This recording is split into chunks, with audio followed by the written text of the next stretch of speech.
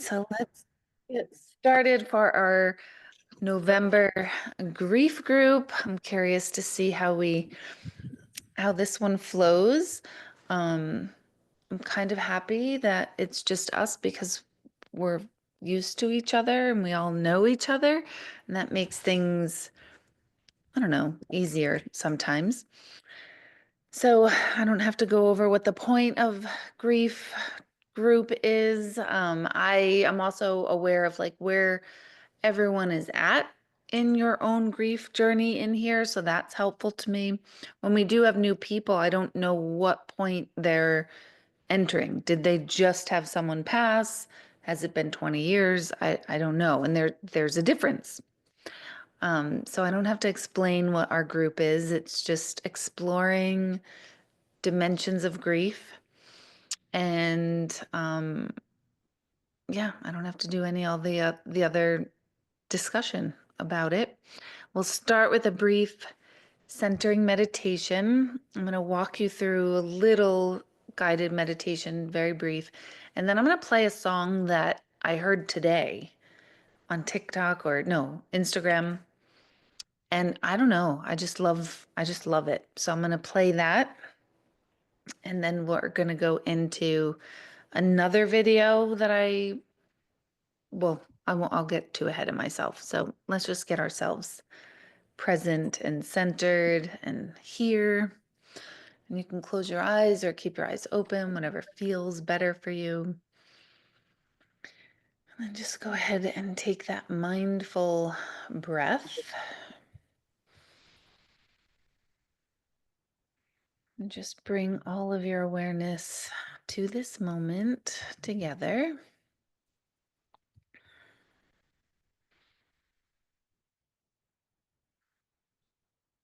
And release the ideas of the day and all the happenings of the day.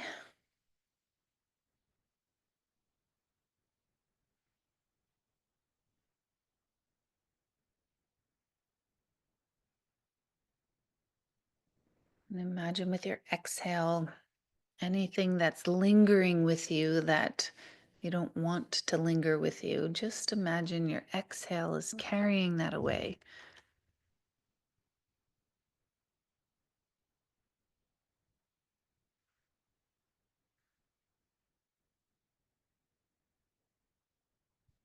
And then this is a brief 1 minute, 23-second clip of a song.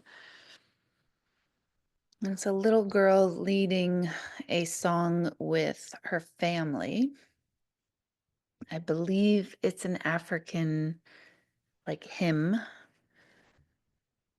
And then just allow yourself to just be immersed in the song. And if you want to open your eyes, you can watch it or whatever feels right to you.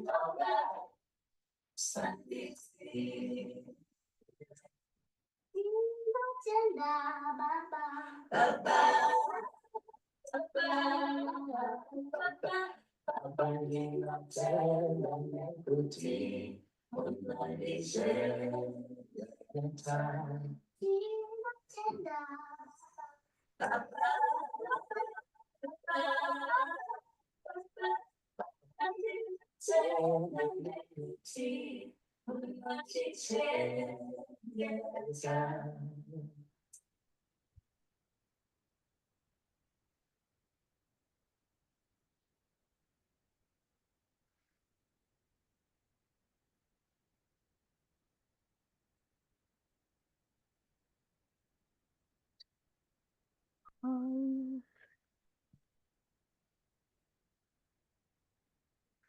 There you are. I just heard that this afternoon and I don't know, I love it. I love what they said, and if you didn't open your eyes, it was like said something to the effect of this is what it sounds like when your ancestors are answering you. And I just loved that. Deborah, Deborah, I didn't have good sound. It was kind of garbled, but it's okay. I don't know. Can you give me the name of it and I'll Google it later? Absolutely. Was it garbled for everyone? Oh no. Oh no. Hold on. Yes. I'm gonna put it in the a link. It's so sweet. It sounded sweet for the bits I heard. Very sweet. Let's see. Copying the link. You Thank put you. that to the video from Saturday, right? I You did. did. Yes. Yes. Yep. I just posted a Instagram post and I used the audio for it. Let's see. Is this everybody in the chat? Okay, that's the link. And it's I looked it up this afternoon. I read a little bit about it and I learned about the words. Of course, I was like, "Oh my God, I don't know what it is about it." Felt heavenly to me. Um and there's so many different versions. It's like one of those like um you get lost in it all when you're listening to all of them. So, and it just reminded me of how important music is to the healing process and like how music takes us to a whole other, it just opens up so much for us, and that's something I've never heard.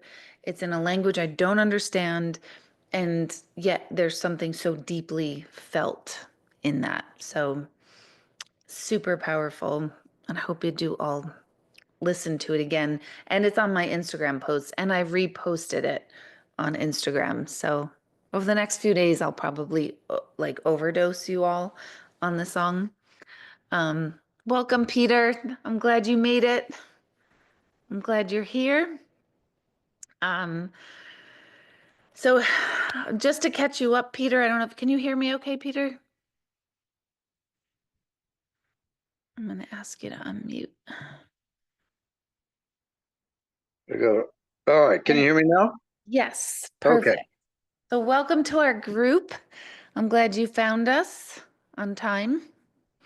Um, so basically, everyone in the group has attended before, so I'm just going to briefly kind of go over what we do. Every single month we meet, and this is a very fluid group. Everyone's at different stages of grief in here. So Okay.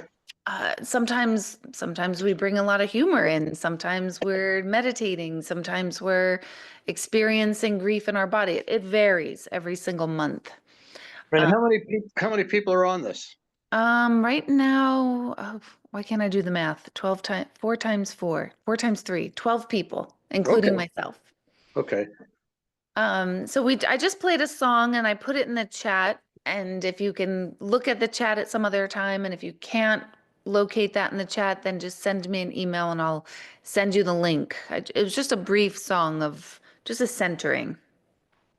And then I was gonna play another video, but when you said that one was garbled, now I'm a little nervous about playing another video. Let me just think. Would that be garbled because of the audio? Let's see, what would that be? I'm going to start to play. Has anyone ever heard of David Kessler? No. No. He's a Yes, I have. grief expert. He worked closely with Elizabeth Kubler-Ross, which many of you might know.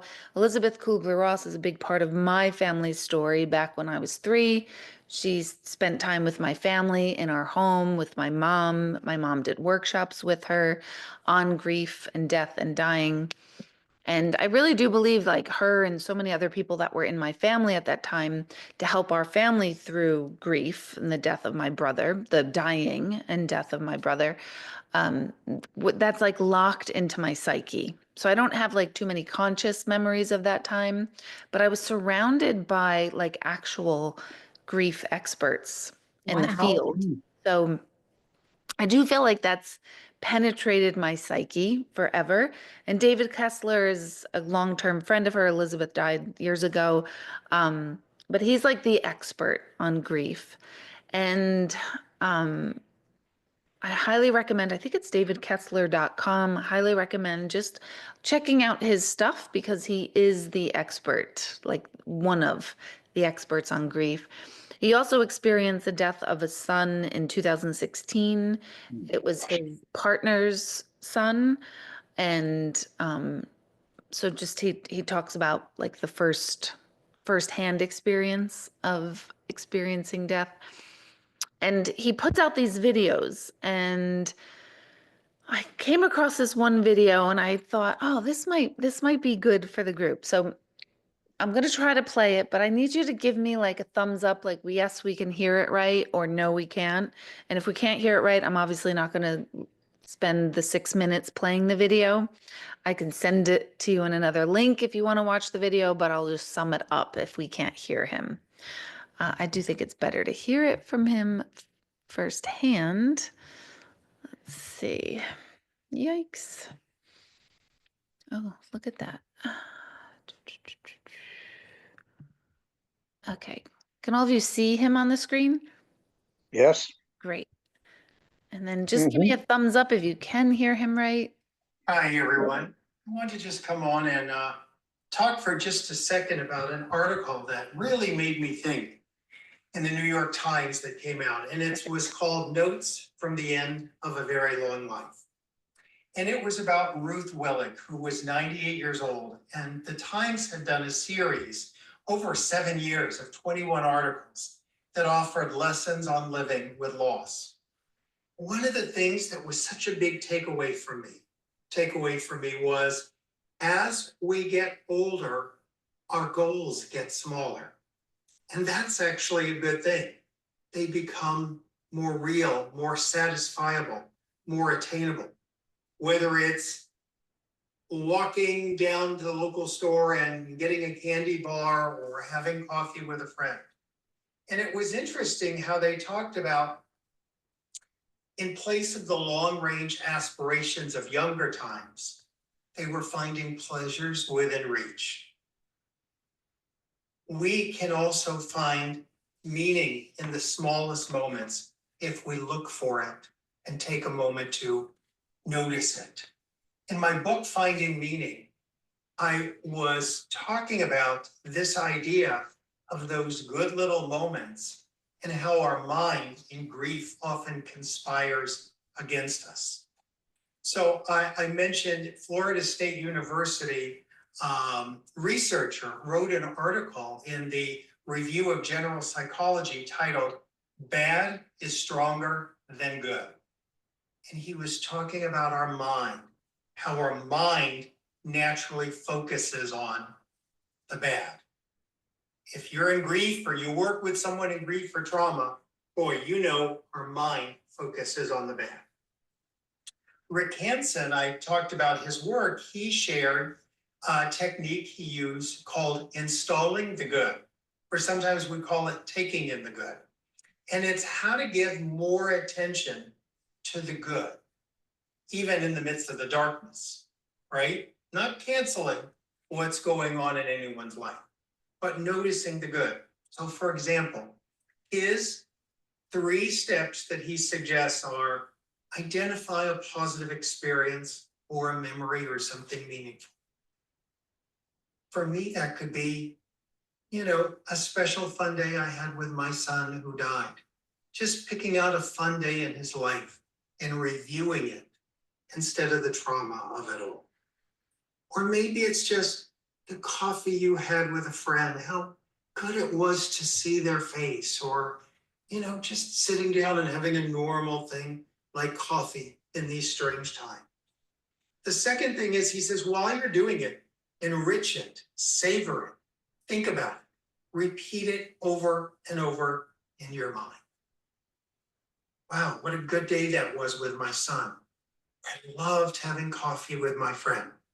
The third thing he talks about is absorb it. Let it sink into your body, soak it in, feel it, feel that great day I had with my son. Feel the coffee you had outdoors with your friend, their face, how the coffee tasted. Really absorb the experience. Now, I know this concept can be really confusing in grief. How do we even see the good and the bad? This just happened for me. Today is actually the anniversary of my mother's death. I say thaniversary, thano in Greek means death. I say that just because anniversaries, I think we want to celebrate. And I don't know that the anniversary of a death I want to celebrate. I do want to mark it and acknowledge it. So as I was thinking about that, I wanted to get a candle to light today for my mother's anniversary. And it's interesting, someone said, but didn't your son die recently? And I had to teach them there's like room for more than one grief. And so with her now, because it's been decades, I remember with more love than pain. And so when I got the candle last night, I thought about what's the good in this moment? The good for me was this idea of lighting this candle for her today, remembering my mother, Sandra, saying her name. You know, I say my son David's name all the time, my mother, Sandra. And that as long as we remember them, they can never fully die. And that's the good, that decades later, she is remembered and I honor her. So think about whether it's someone you work with, if you work in the field of grief, or if you're in grief, what's a good moment you can find even in the darkness? Or what's a small goal you can have? Is it just what's lunch going to be today? Or, you know, I'm looking forward to seeing that friend, or, oh, I'm just going to go out and take a walk with my dog. Find little goals. In the strangest way, I thought one of my new mottos is going to be, think small, think small, find little moments of meaning, find little goals. Thanks so much. I really appreciate you taking the time, and I hope you'll share these thoughts with others or invite others to think small for a change. Take care.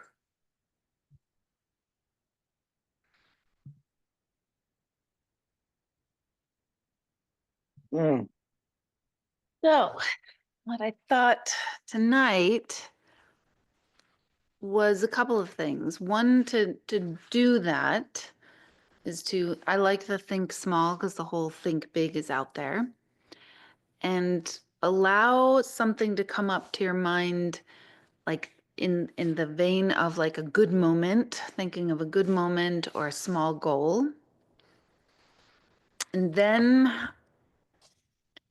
I want your response to that. Like, where are you at in relation to that video? So first, let yourself just kind of journal or write down either a small goal or to call up a good memory,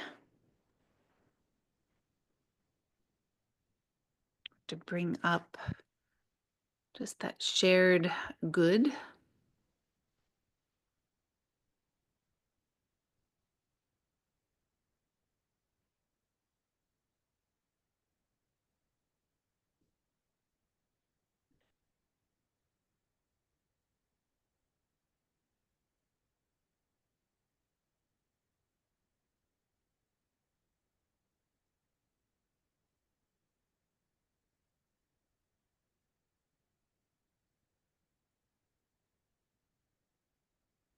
Mm.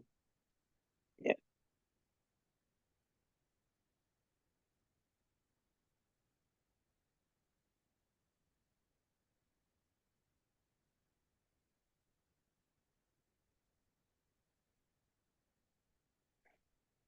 Notice how that feels in your body.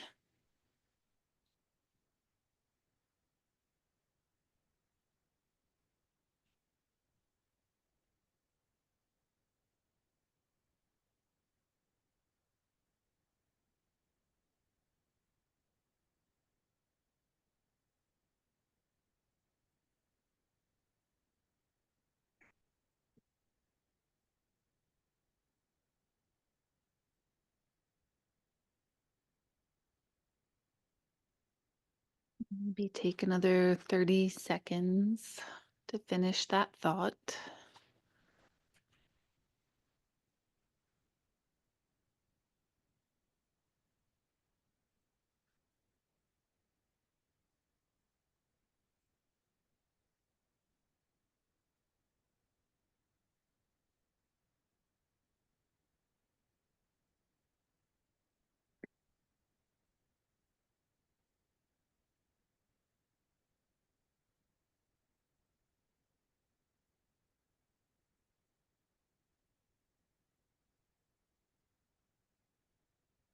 And then let yourself just review whatever you've written or thought of and become aware of the body and how the body feels.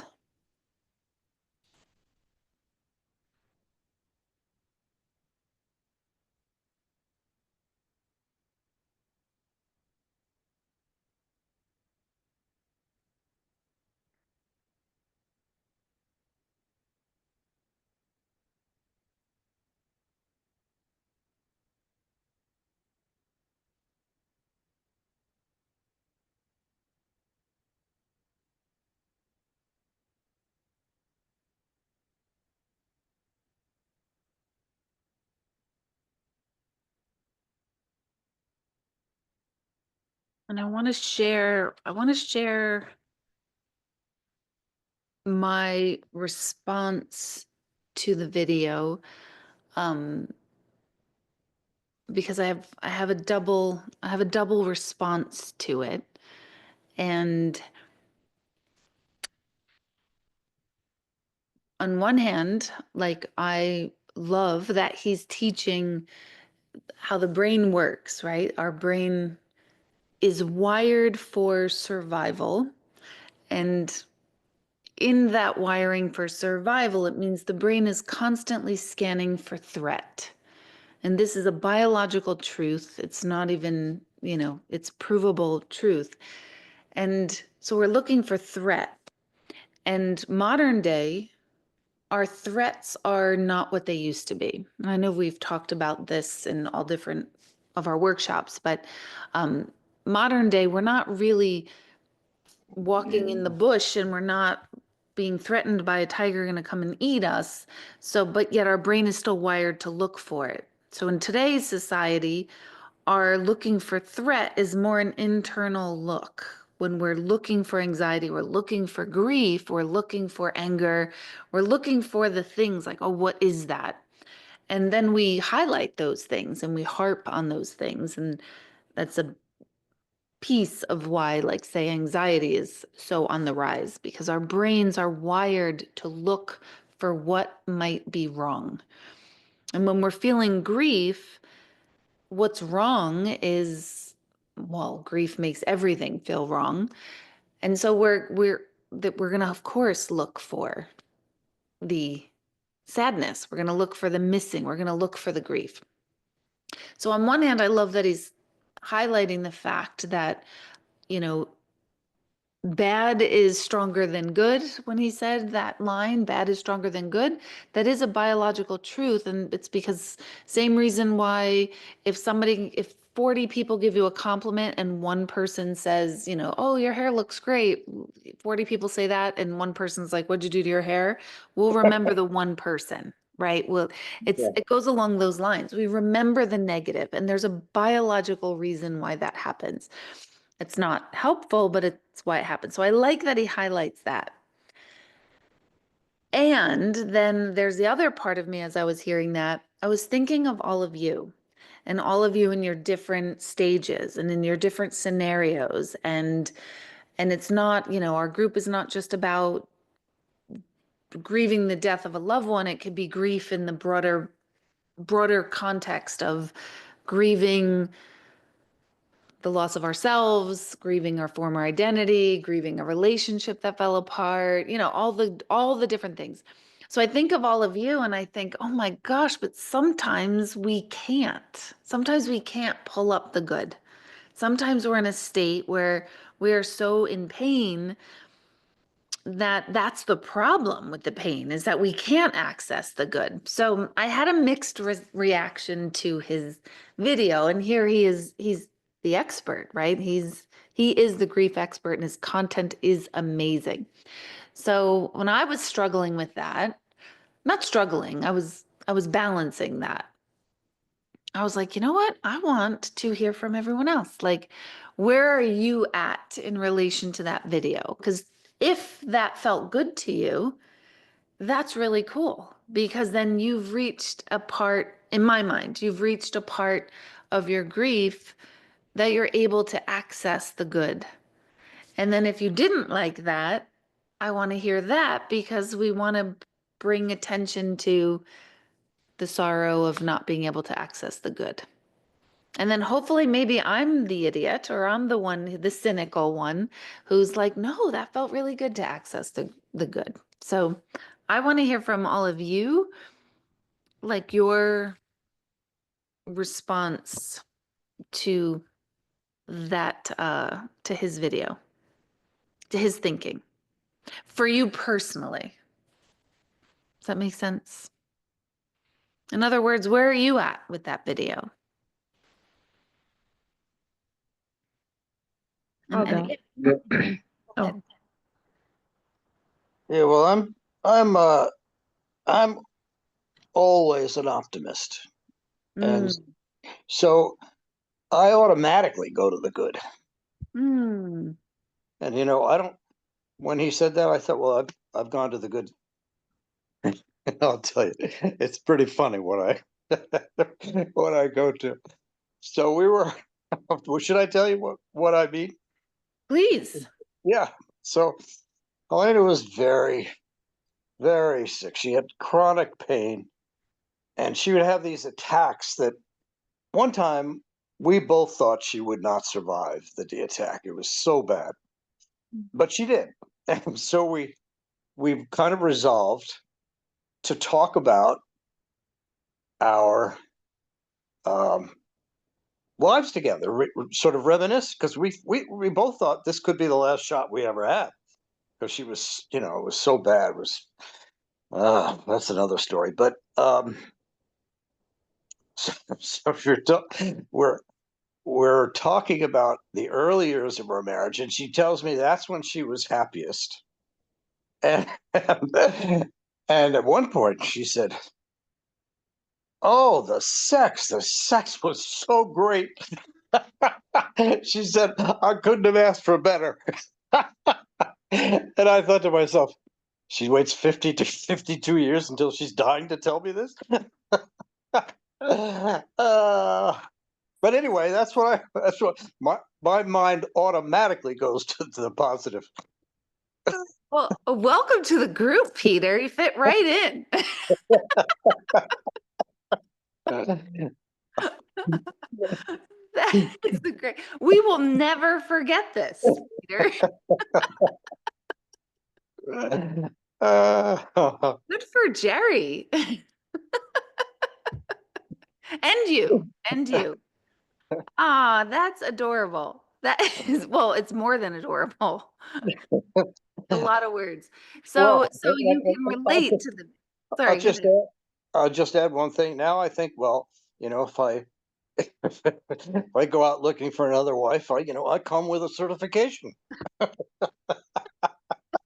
And there's a play on words there that I'm not gonna go, but I'm gonna leave it be. But oh dear God. So in our grief group, what do we talk about? Sex. Fantastic. That's great. So I like that. So you're automatically an optimist, and you go to the good. How long has it been since Jerry passed? Oh, her name was Helena. So that's Oh, Helena. I'm sorry. Helen with an A at the end. And it's been just short of 6 months. 6 months. Oh, you're Jerry. No, I'm Peter. Yeah. Okay. Did And you say my Jerry? wife's name was Helena. Helena? Helena. Who's Jerry? Yeah. Who you did hear Jerry, right? Okay, thank God, because I'm like, am I hearing things? Okay, I thought you said something about Jerry. No, I don't know if I did that was accidental, but Okay, good. Okay, good. I just want to know if I'm hearing things because okay. that's possible too. So Helena, 6 months. Wow. Okay. And how long were you married? 52 years. Wow. Oh my gosh. And how did you hear about this group tonight? Yeah, well, I went to get a massage up in a place um in I think it's in Boyceville. It's in upstate New York because I was visiting up there. And this woman who herself was the masseuse, who was 70 years old, told me that she had participated in one of these, and she found it helpful, so I decided to give it a shot. Oh, well, tell our Boyceville masseuse thank you. You're welcome. I can't think of who it is, but maybe if I saw her name, I would know. But tell her I said thank you, that which means you have to go back for a massage. Yeah. Oh, yeah. I'll tell you, if it's one thing that in life that can make you feel better, it's good massage. That's what Helena apparently said too. Yeah. So welcome to our group. We're glad to have you here. And you definitely kicked off the night with a lot to think about. Well, Well, thank you. And what about you, Kelly? It feels good to laugh. I had a couple rough days, so it's nice to kind of start off that way. So thank you. Um, for me, I thought at first I said, wow, like just kind of the thought of how surprised I was at myself for how easy it is to access it. Just a moment of like something that's unrelated to just anything because I've had trouble just shutting off the last few days. But then I also thought how funny it is of like I could have done this for myself, but somebody else prompting me to do it or to just remind me of that. Like take a minute to just think of something happy. Like it's so much easier when someone else, for me at least, can like prompt me for that versus doing it for myself sometimes. I just noticed that, but I was definitely able to get there and find something light. And I did feel I wrote smoothed out. Like I just for a moment, just kind of felt like the energy's just kind of settled for that. But I that's like all I that got. phrase. And that's so true, though, that we don't take it, like we often don't remind ourselves to do this. Like it does sometimes take the prompt of like, oh yeah, that's right. Hang on a second, I need to recalibrate. And that what that is we're just in that go mode. That I called it groundhog, we call it Groundhog Day. We're just in that repetitive mode and we forget to like, wait, hang on a second. We're on automatic pilot. And sometimes that automatic pilot's great. And sometimes that automatic pilot is less than great. So thank you for saying that. Anyone else want to share your thoughts, where you're at?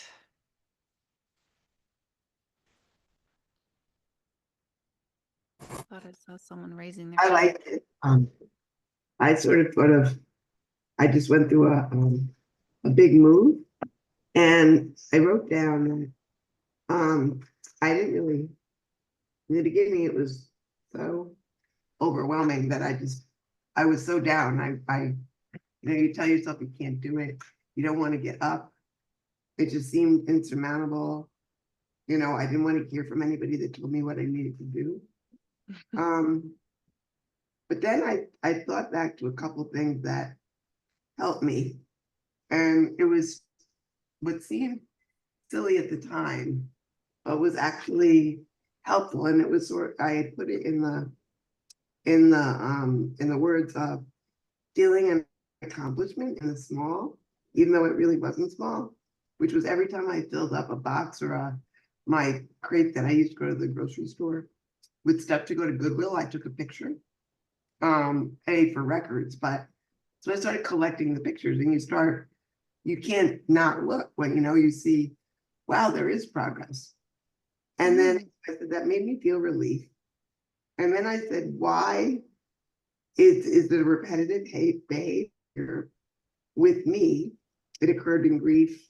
It occurs in projects like that, something hard, that what seems impossible ultimately becomes possible, but you can't see it. Like, I try to tell myself, there'll be a rearview mirror, but I don't see it. And I feel like I should try somehow to remember those times. And why do we forget so quickly is what I wrote. Like, I just did this huge thing, and I look back, I started a journal when it started. And I look back at the first entry, and I sort of had to laugh. But that was August, it's not that long ago. And I was in a very, very, very bad place. And now I'm so happy. And I knew there'd be a rearview mirror, but why was it? I mean, I've been through hard shit before, but I don't remember, we automatically don't remember that we made it through. And that could be with grief or any other experience. So I just think my question was, I agree with him on the part of looking for the small things. But when we go through something big, why do we forget so quickly? Such a great question. And so true. And it's so timely because this afternoon I was listening. I'm taking a meditation mentorship certification class, and the instructor was quoting Thich Nhat Hanh, and it was all about why do we forget, and that we really do need to remember, like, we've been through hard things before. And not only ourselves, but like for the thousands of years that humans have existed and the thousands of generations of our own specific ancestors, our own family line, we've been through so much already that it does take a remembering to go, oh, wait a minute, we have been through this before in humanity. So it is a great question to ask. Like, why do we forget that? Or what happens when we forget that? And how do we hold on to it? How do we remember it? Which is totally applicable to grief. Like, we've done this before. We've felt this before. It might not be the specific grief, but the whole fact of having to keep going. We've done that before. So I love that. So thank you for bringing that up, Sherry. What is your answer to that? Or in other words, how can you take this event moving forward to help you remember? I think journaling more is helpful. I think pictures are helpful if it's tangible.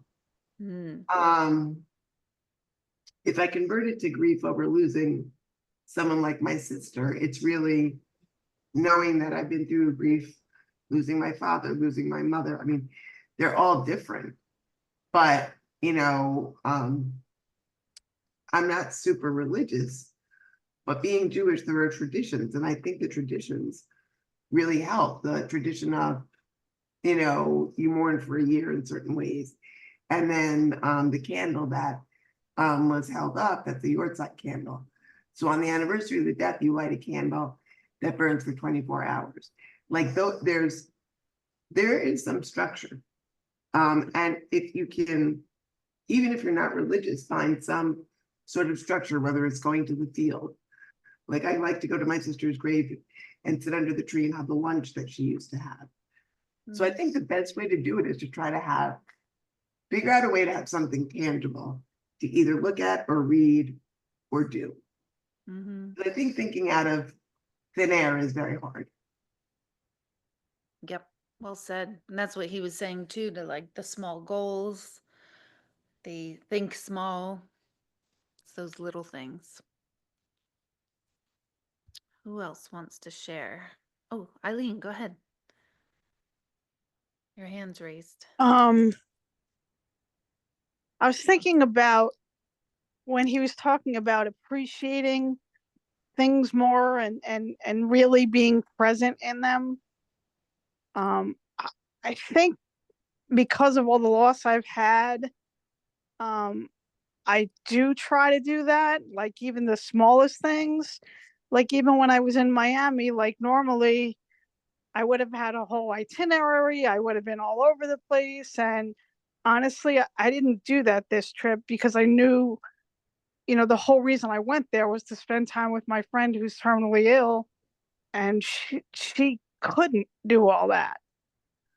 So, we sat by the pool and chatted, and it was enough. It was, I wasn't looking to do what I would normally do, you know. But I found myself like really listening and not talking so much, like trying to be there for her. Like I really appreciated every moment we had. And normally I wouldn't be that way with people. And I found myself like, wow, I need to listen more to everybody in my life.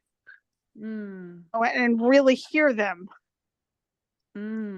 Even with my nephew, like he started sharing things with her that he's never said to me, and I'm like, wow, you're like, I said to him, you never told me that before. So it was an eye opener for me. Like, has he talked about that? And I wasn't really listening, Yeah, that's huge. And that, I like when you said it was enough. Right. Yeah. I mean, I like everything you said, but I also like it was enough. Like sometimes we overdo and we don't listen. We're distracted or we just cover up or yeah, I love that. And then how did that leave you feeling when you had to leave her? I mean, I was still sad, but I said to myself, at least I have this. If this is the last time I see her, at least I've had the last 3 days to really, appreciate her and be there for her and be a good friend. And I'll be sad, but I won't be as sad if I hadn't, as I would have been if I hadn't have gone. Love it.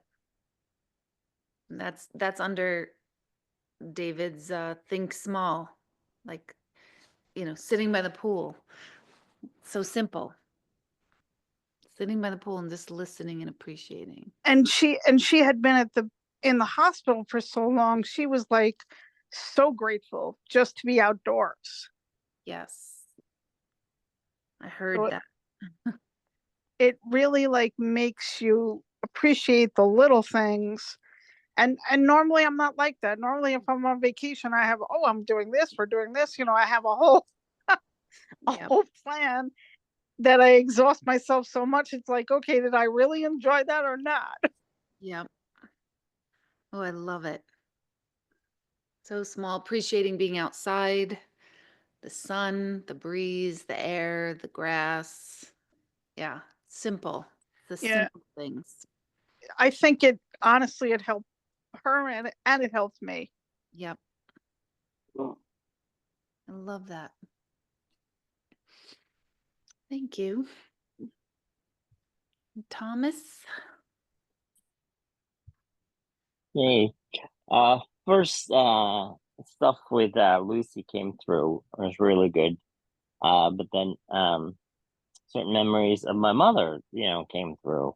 I was like, she used to always do. In my head I was saying drive by, but we did a dry run wherever she had to go. It could be 150 miles, but she'd have to before when we'd go. I'm like, this is crazy, but that's what she would do. Like when my brother went to college, we had to go up beforehand.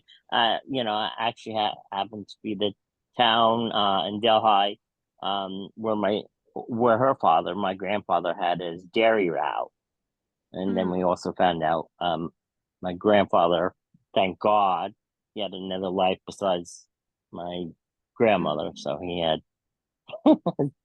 fun. So, and then also last memories, when I was bringing my mother to treatments afterwards, we'd go and share a root beer float. Mm. Oh my God. I love that. Talk about simple. Yeah. Ugh. I could feel that. Can all of you like totally feel the beer float? You all have like your own root beer float moment with your people. Whew. Yeah. Thank you. Yeah. Writing that down. It's amazing how much we complicate our lives with so much, and then it's sitting outside by the pool, root beer float, wife saying the sex was good. these these are the things. These are the good things. Anyone else have anything coming up? Any thoughts? I'll just say something. Thank you. One thing I do, and I know if y'all have Alexa, I just play my mom's. I decided I wake up to music every morning. So I decided I was going to just, for the heck of it, I was going to try. I told Alexa to wake me up every morning to 1940s music. And so every morning it wakes me up to some music from the 40s, which was when my mom was, growing up and going out dancing and doing all that. And so it's really neat because every once in a while I'll wake up and I'll be like, oh yeah, we used to talk about that song in the kitchen because we played music in the kitchen a lot, and she would dance around the kitchen and we would laugh and dance around the kitchen to her music, Frank Sinatra and that kind of music. And so now in the mornings I'll just wake up to it and it'll play different songs, and some songs I've heard of that she used to talk about and love, and some songs not. But it's kind of different. It's kind of fun to I never know what I'm going to wake up to. And I don't know. It's not, it's not my pick on the list of music, but somehow it brings back some little bit of joy that I shared with my mom. And you were talking about how powerful music is. And my mom loved music. We used to go to the symphony, and so she's just, so that's a nice thing.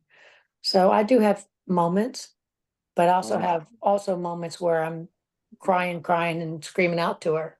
So it's kind of like I haven't found I go to extremes, Mm-hmm. Yeah. but I'm looking for the moments. I'm trying to get more moments in my life where I'm just happy that I had her Mm. and that we had the friendship that we had. She's my best friend. So, Mm. but we had some great moments. And before she died, I told her, I said, Mom, I'm sorry. There's so many little things I've not done for you. And she said, don't worry about it, honey. You've done all the big things. And so I hold on to that. I mean, that helped me a lot. Because when someone dies, I don't know if y'all feel this way, but someone dies, you always think of the things you didn't do, or maybe you didn't say. And then for someone to tell me, hey, you did all the big things, that helped. That helped me heal, or is helping me heal. I got a long way to go. Yeah. My God. What gave you the idea? Like, I'm just curious about waking up to Alexa in the 1940s music. Like, did you hear that from someone? Was it inspired? Did you just do it? Well, we used to listen to, when she was in the kitchen, when I just got the Alexa, I said, hey, Mom, let's play Frank Sinatra music. And she'd be like, okay. And so we'd play it. And we never paid for that extra money where you just get Frank Sinatra, but you get all that kind of time frame music. So it played 1940s and that kind of music. And so Mom loved it and always listened to it. And I don't know, I think just, and then I think I didn't, some of my music was playing in the morning. It was like, I like the 70s. I like late 60s, early 70s, but the mellow part of it. And so it started playing some music over and over. It's kind of repetitive. And I got kind of tired of it. And I thought, well, I'm just going to listen to Mom's music. And so that's when I did it. And it's kind of enjoyable. It's and the other day it played a song called Closeness to You, I think it was called.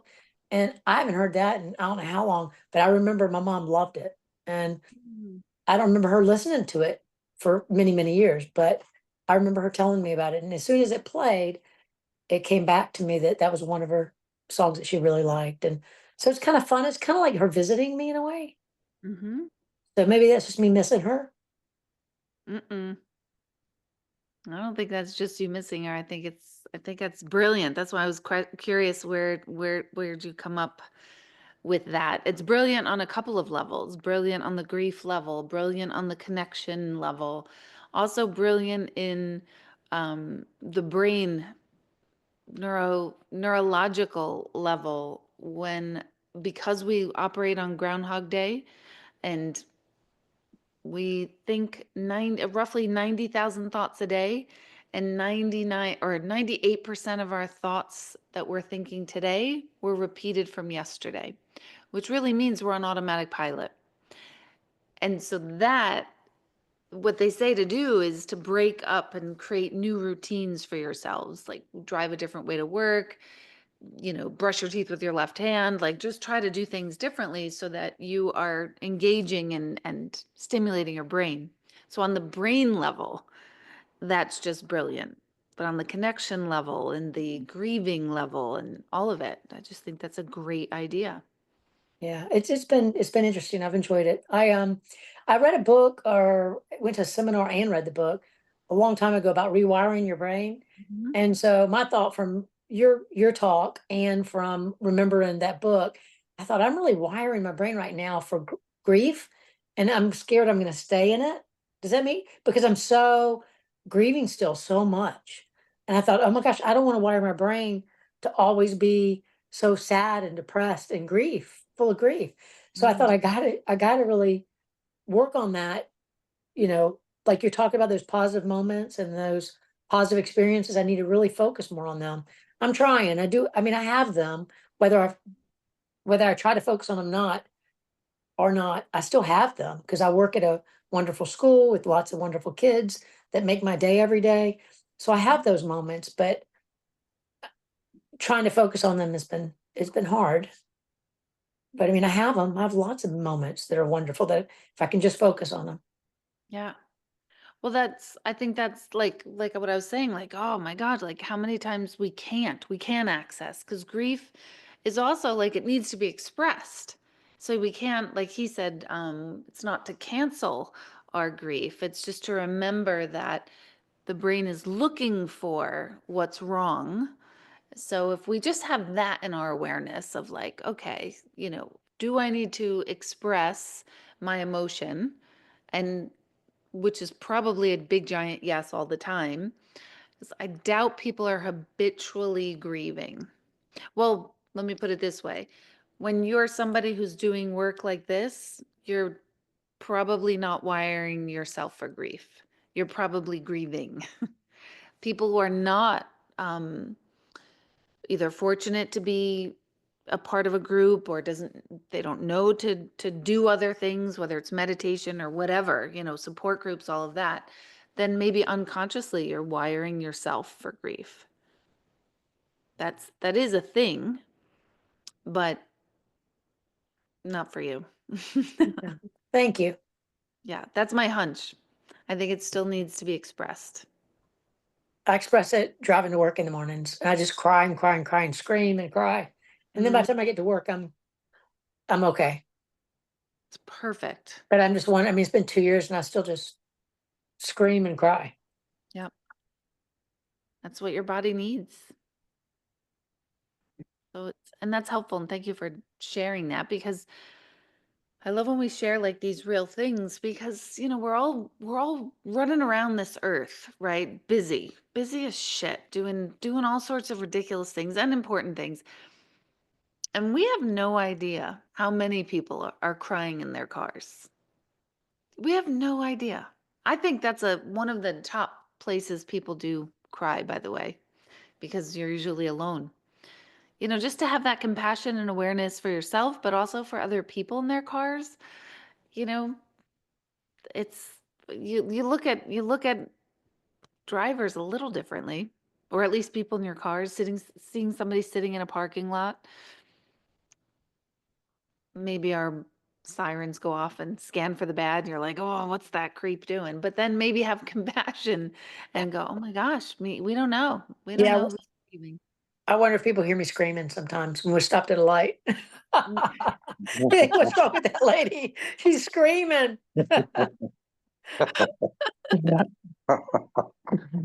And how many people are also, they're probably like, oh my God, what's going on with her? But they're also probably going, get it, girl, get it, do it. We don't know. We don't know what the deal is. Thank you. How many of you are car criers? Just raise your hand. Yeah. I love putting on music, driving, losing myself. Oh, I love it. Anyone else? And you could just unmute yourselves or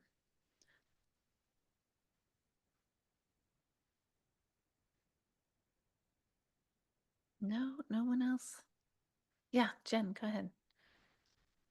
Sorry, I missed a little bit. I had to step away for a second, but it was kind of, I guess this is a good thing. It was kind of hard for me to find just one moment, to like to think about, because I always, even in like the shittiest of circumstances, and I've shared this in the past in workshops and stuff, I'm one of those people that finds the humor in things that are just not appropriate sometimes, or you know what I mean? So like, so there's that whole thing. But then, when I do have the moments where we do have like, oh wow, even something popped up on my Facebook today of all these memories of things that we did with the Rangers and like all these amazing experiences that my daughter had. And so it's like you see that and you reflect on that type of stuff, and it makes you feel good. But then I always then I get sad, I get even more melancholy sometimes because of it, because it's just, missing that we won't have those kinds of things,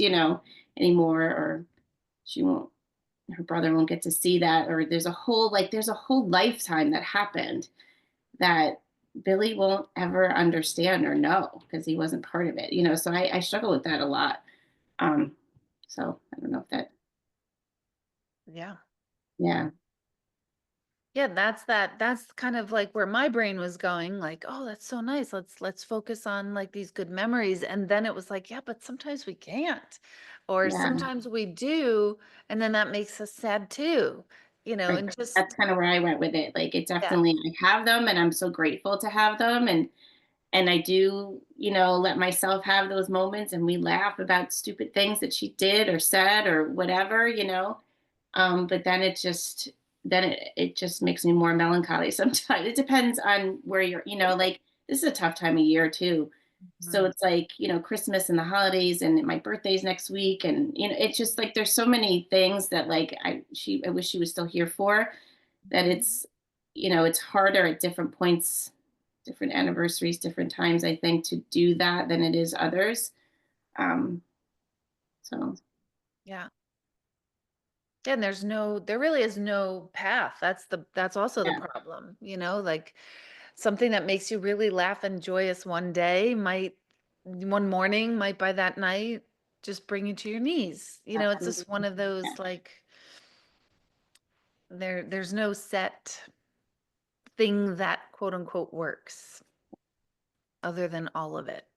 Talking about it, emoting, expressing, holding space for, hearing other people, going back to the root beer floats and the sitting by the pool. I mean, there's so many different tools. It's just which one do you pull out at what time, and which ones work and which ones don't, and realize what doesn't work is just not working right now. Yeah. It's all over the map. That's what made me decide to play that clip, was like, oh, well, all the things. Tom, are you raising your hand, or is that from before? From before? Okay. I mean, you guys can take yourselves off of mute. You know that. You don't have to raise your hand in like 4th grade.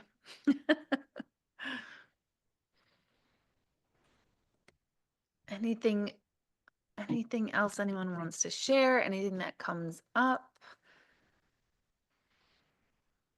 Any direct? Yeah, go ahead, Bonnie.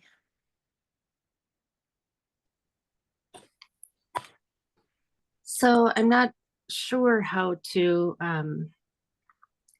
lately, I know Kelly, you work in oncology too, or you have.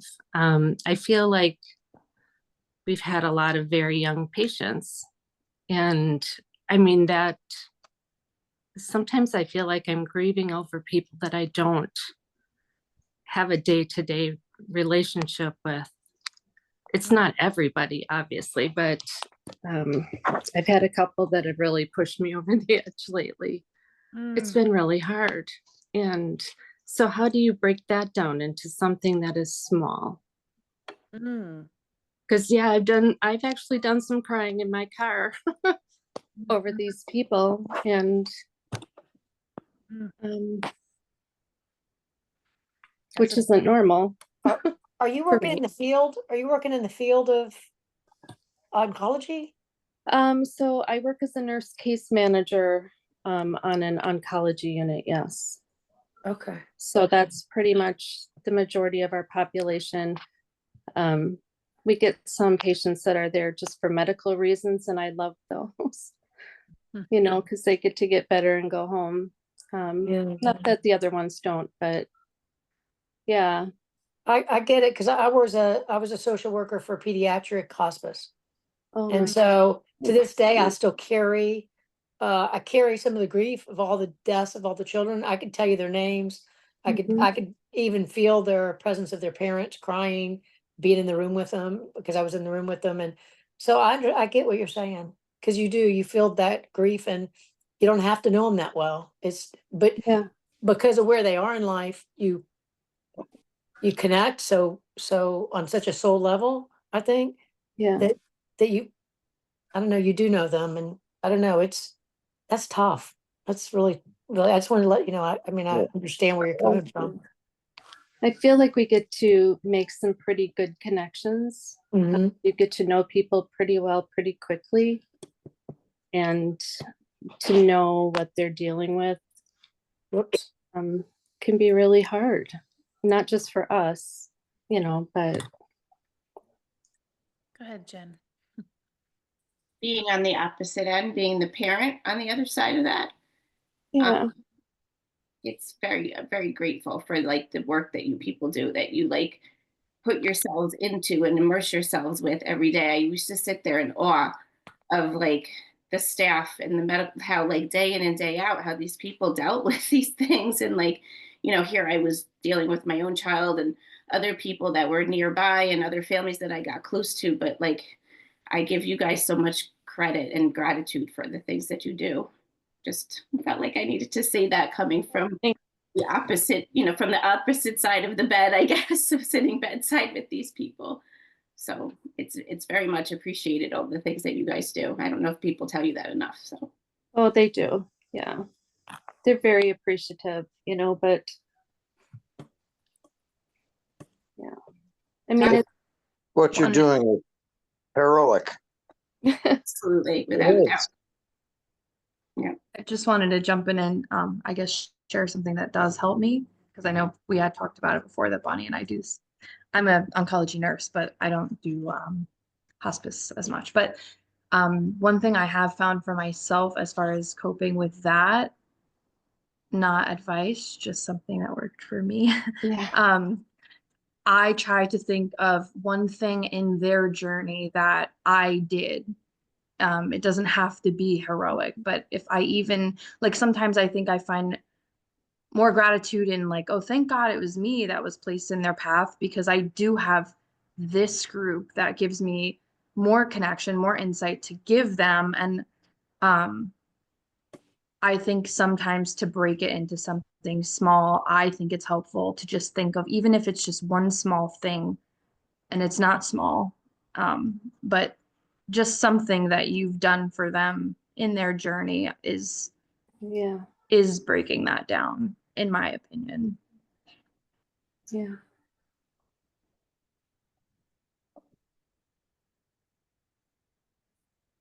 Also, You know, I would just say when I hear you talk, you have to be careful of yourself too, because you've got, we all have capacities, and some are more than others, and you got to know yourself enough to know really how much of that you can tolerate, how much you can take, because that's really difficult. I mean, you're a very special person if you can do that day in and day out. Mm-hmm. Big time. Everyone's shaking their head. I don't know if we can all see each other, but But you got to take care of yourself. It's don't forget that, because yeah, I mean, yeah. mm-hmm. What came up for me when Kelly was sharing things that that you did for them, the opposite of that too, or the to get the full spectrum, is to think about something that they taught you, so that you can either the patient or their family to kind of keep that alive and keep that soul's purpose in your life alive, of wow, you know what, they had the best laugh, or my God, remember that time when they drank down that root beer float, or whatever it is, just maybe those things too, of reflecting to keep them in their memory, or maybe their family members in their memory, of soul to soul. It's like such a symbiotic relationship. My parents still, my brother died, I don't know, 45 years ago. 45 years ago, 4 years old, and they still talk about the nurses 45 years later. That's the stories I remember growing up with.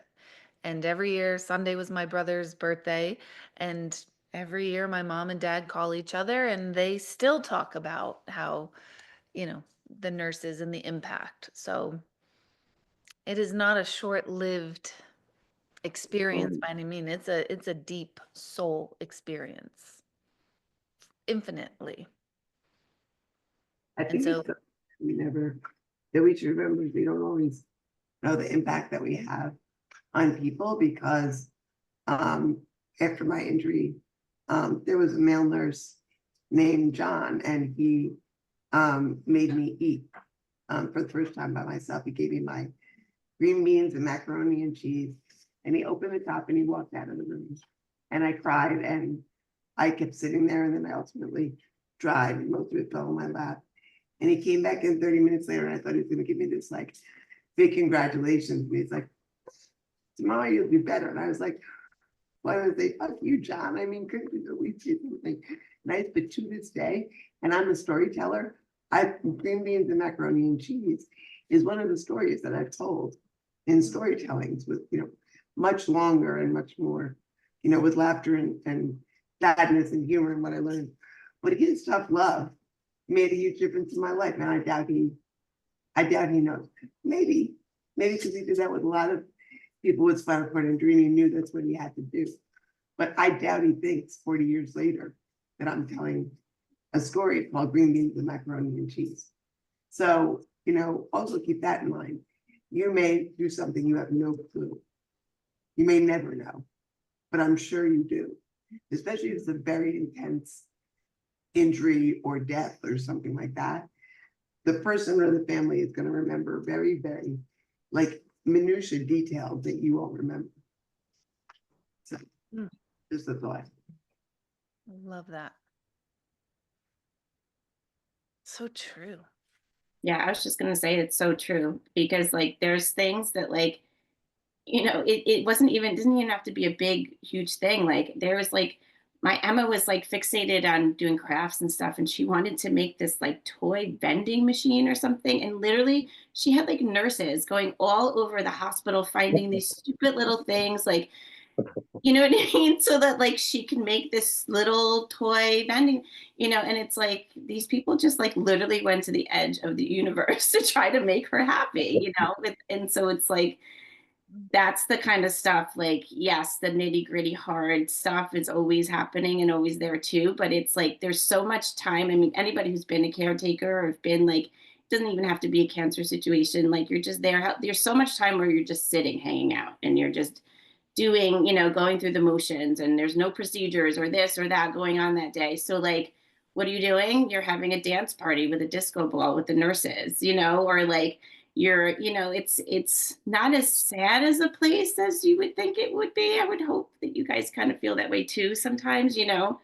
Um, but it's those little things that, like, yes, it's your job, and I get it because I do the same thing at my job too. But it's like, it's so important, and it means so much to people that those silly little things get taken care of. So just wanted to add that on there too, along with your green beans and mac and cheese or whatever you were saying, Sherry. It's true. It's like stuff like that. You always remember that stuff.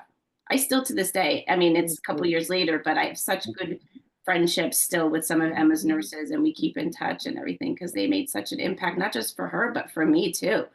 They'd pull me out of the room and talk me off the ledge, and things like that. So it's a special job, that's for sure.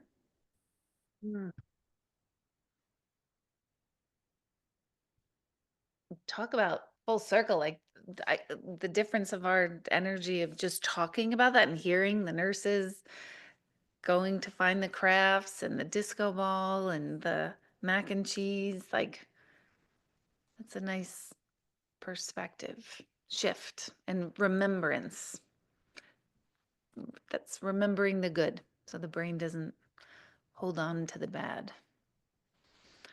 When my brother was sick, the nurses put M&Ms in his IV, and they hung a big bag of M&Ms in an IV next to his IV to make him think that he was getting M&Ms. And that's forever etched into my 3-year-old brain of like, how fun, how cool. I want to be here. They give you M&Ms, So yeah, just you guys just sparked that memory. That's my mac and cheese and green beans memory. Like, you just don't know. You really don't know. So holding on to that impact piece, and it's symbiotic.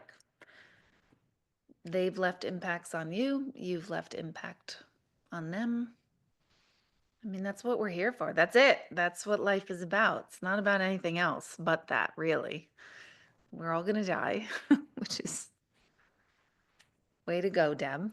Don't be a Debbie Downer, but it is true. So what are we doing? Like, what are we doing while we're here? Hopefully we're leaving impacts, positive impacts. I think that's all we can ask for. Even this group tonight, like seeing each one of you pop on the screen, I don't know, it was like, I mean, we do this every month, right? For 2.5 years, we've done this. But as you were joining, and how Zoom like alerts like who's in the waiting room, and it beeps, and I was just writing some notes, and I'd hear the beep like the doorbell, and I'd look up to see like, oh, Tom was the first one in the room tonight, and I'm like, oh, Kara is coming, and oh, there's Kelly. Like, that was just very exciting to me. And then I was worried about you, Peter, because I'm like, oh no, I know someone else signed up.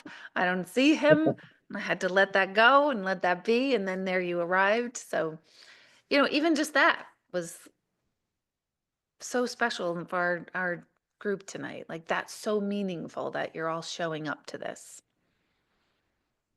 Symbiotic.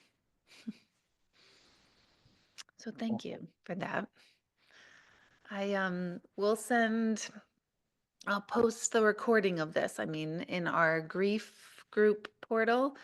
And don't forget to copy and paste in the chat the link to the little song, or just go on my Instagram and see my, I just think the song, I don't know, something about the song that really hits for me. I don't know what it is. So I hope you can listen to that. And our next group we meet, let me just check. Does anyone know offhand? Can I ask Bonnie something real quick? Please do while I'm looking this up. Hey, Bonnie, I was wondering if you have support. I know you come here once a month for this group, but do you have support otherwise? I mean, outside, like, do you have family or friends or other people you can talk to about all this? Because it's a lot. I know it's a Yeah. lot. I can't really talk about it to people outside of work because of confidentiality. So Can you we talk without using names or? I don't a whole lot, just because you know, we talk amongst ourselves, and I do talk to a therapist Okay. at least Because once a month because it gets heavy. And I was just gonna say, it's super heavy. yeah, and I feel like I can overall find a certain level of detachment, but then you have those certain people, and like everybody's special, don't get me wrong, but then you have like a certain affinity for certain people. I don't know why it is. And then it's like just a, I don't know. I don't know how to explain it. But I feel like I definitely preaching to the choir here, but that was one of the things that like I always was very aware of, like when I was, you know, a parent of a patient, like going through all this stuff and like the lack of mental health help for people in the medical like yeah, facilities and just even initially like the patients, like I had to fight to get her like help from seeing a psychiatrist or psychologist, like initially, like as a child, you know, and then forget about the parents that were sitting bedside with their kids and all the trauma that they were going through. And then, of course, then you have the staff who are like, you know, like I was saying before, you know, Emma was on the pediatric oncology wing, you know, and literally within the matter of 3 to 4 months, every child that was in that hall passed away, you know? So it's like, how did these people deal with these things over and over and over again? And there's no help for them. And again, like I said, I'm preaching to the choir and I'm probably gonna get everybody all pissed off. But it like it just it after witnessing this stuff for years, you know, it just infuriated me. Like, what's going on? Like, why is there not more mental health support and like for anybody that's in this whole scene? You know, it's just it's awful. So that's something that hopefully will start to change and improve because it's very needed. You know, as you can Mhm. see, yeah. it's very frustrating. It just from being somebody on the outside, kind of from that, you know, looking at it, it's awful. The health system I work for, our behavioral health, they call it, employees are a priority. So if we call and ask for help, they do get us in right away. As for patients and families, they have health psychologists that come to the rooms and work with people, but families, like I'm getting lists of providers for families sometimes so that they can access counseling for themselves, therapy. Yeah. That's something I'm feeling like having almost, I hate saying after the fact, but like I'm sort of passionate about is just like helping the caretakers figure out like how they need to help themselves. Like it's so important because there's so much trauma.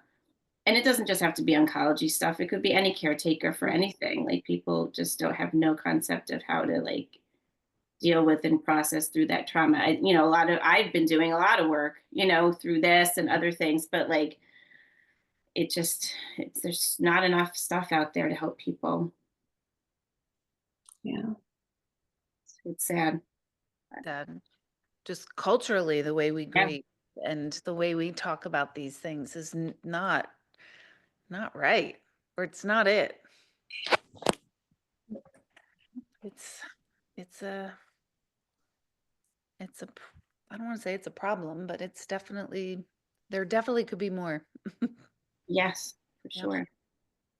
Even when you say, Bonnie, like that, if we call, they'll get us help right away. That still requires the vulnerability of being and the presence of mind of being able to know to call, which when you're in that state, you don't even know to call. Do you know what I mean? Like when you're in such a state, you reaching out is actually one of the hardest things to do. It's counterintuitive, but it's so difficult to even make a call or admit to ourselves that like, oh my God, I need help with this or I'm stuck. That's a Yeah. whole other topic. My wife had AIDS, and I remember wanting them to say that she stopped being an aide for a while because she found it so difficult to be an aide for someone who was dying. And she said, I just realized that it was just too much for her. So what I think is you don't have to be a hero. As a matter of fact, the most important thing really is to take care of yourself. I mean, you can make yourself sick or make, whatever. That's not being a hero. I mean, everyone just has capacities, different capacities, and if you reach the point you just say, I've had enough, I can't do this, then don't do it. Yeah. Well, I will have you know, I did spend a lot of years working in labor and delivery. Aw. So that was awesome. And I worked in public health for a long time too. So it hasn't been that long that I've been doing this, but I think, I don't know, did I say this to you, Donna, when we were texting? I've kind of feeling like maybe it's getting time for a bit of a change. Yeah. Yeah. Yeah. Labor and delivery, Kelly. I'm in the exact same place that you're in. Mm. We're in the same exact place. And I think this is half the struggle of my life lately. So I am right there with you. It's coming. Mm. Just a break. I don't know. I don't know what it'll be, but it's needing breathing room, I'll say. Mm-hmm. And knowing that if you're feeling that, it's time. Just that's all you need to know. And then let the universe or let the unfolding begin of like how that falls out. But yeah, when you're starting to feel that, especially in that field, that's like, oop, yep, I need to like Peter's saying, we have capacities, and those capacities don't work well when we've gone over them. No matter what it is, whether it's the capacity to teach, the capacity to be a stay-at-home mom, a capacity of any job, literally any single job. When we hit that point, we really need to listen. And even though it's hard, we really do need to listen. I think I've gotten to a place where I'm almost more excited about the uncharted territory. I just have anxiety because you don't know what that is. I don't know what's next, but I am definitely leaning into that more because it is a lot, and it's a lot of weight, just heavy. So I feel you. Oh. Mm-hmm. Well, and now you're already having it in motion. It's already being put in motion just by being aware of where you're at with it. It's already moving and doing its thing. So our next time we're meeting is December 3rd, before the holidays. Well, after Thanksgiving, before the holidays, 8 p.m. I'll see a lot of you on Sunday night for meditation. And I think that's all we have this month. We already did membership chat, but I think that's it. I think in December, I'm going to put somatic yoga on Zoom on the calendar for those of you who couldn't make it in person. I would like to try it on Zoom. It's going to be totally doable. So just stick around and stay tuned for that. And then Peter, if you're interested in anything else, just send me an email and I'll get you caught up on what else we all do together. This is the tribe. Yeah, okay, I will. Okay. Yeah. And tell your massage therapist we said thank you. Yeah. I grew up not far from Boyceville. I used to go to the Boyceville Inn all the time. Oh, yeah. Great pizza. Yeah, that's where my sports teams would go all the time. Where is that, Sherry? It's familiar to me. Like I've seen the sign. Oh yeah, it's on your way to Phoenicia. Anisha. Okay. 28. Yeah, it's on 28. The place I'm thinking of is on 28. It's a great big place, which it has an inn and stores and all kinds of stuff. And it's between Boyceville and, let's say, Phoenicia. Yeah. Whatever that place is. Yeah. Countries further up. but it's on 28, not far from Kingston when you get on 28. Okay. Yeah. Small world. Yeah. Totally small world. Because Sherry's in Virginia, DC, Virginia area. So Well, Oh. small world. I grew up in the Catskills near Stone Ridge, Ackford. I don't know where you were, what brought you to Boysville, but not many people know Boysville. Mm-mm. Well, everyone have a wonderful night. Don't forget to take yourselves off of mute to say goodnight to each other, and then Good we'll. night. Good night, everybody. Good night, everyone. Good night. And then Bye-bye. Good night. Good night.